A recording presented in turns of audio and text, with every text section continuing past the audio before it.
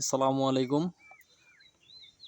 আজকে আসলাম আমরা Hitler plus করলা বৈশাখী সিড কোম্পানির একটা করলার জমি পরিদর্শনে। আচ্ছা, দেখা যাক কেমন হয়েছে।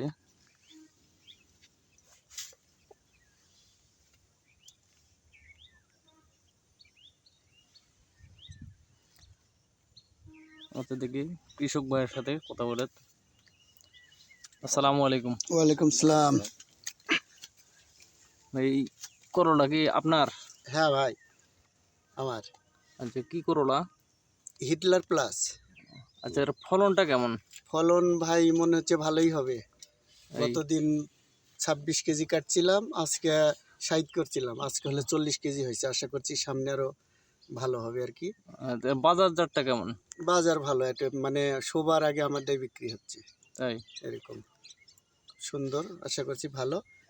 আর প্রত্যেকটা কৃষকের মাশাআল্লাহ মোটামুটি ফলন আসছে, ফল আসছে। করবো যে এই হিটলার প্লাস লাগানোর জন্য বৈশাখী সিড সবচেয়ে ভালো। অন্যান্য কৃষকের কাছেও আমার পরামর্শ এটাই। আচ্ছা, এই বীজটা কোন জায়গা থেকে সংগ্রহ করছেন? আমি দুর্গাপুর থেকে নিয়ে এসেছি। দুর্গাপুর জি,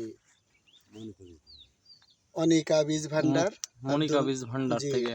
আব্দুল মালিক ভাইয়ের থেকে নিয়ে এসেছি।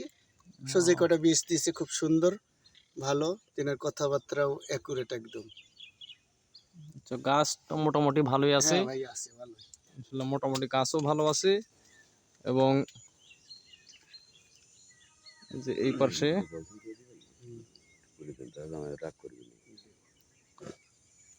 খুব সুন্দর হয়েছে। এই যে পাশাপাশি আপনার লাউ লাউ করছেন। লাউটা দেখে মনে হচ্ছে যে নন্দিনী সুপার, খুব সুন্দর হয়েছে লাউটাও। ভাইয়া বলেন যে হ্যাঁ নন্দিনী সুপার। হ্যাঁ, নন্দিনী সুপার ওটাও লাগাইছি, ইনশাল্লাহ ভালো। নন্দিনী সুপার, লাউ আরো অন্য অন্য জায়গায় লাগাইলে আছে, কিন্তু আবহাওয়ার জন্য নিয়ে যেতে পারছি না আসলে। অনেক সুন্দর, অনেক ফলনশীল, ভালো হবে। আচ্ছা, ধন্যবাদ ভাই।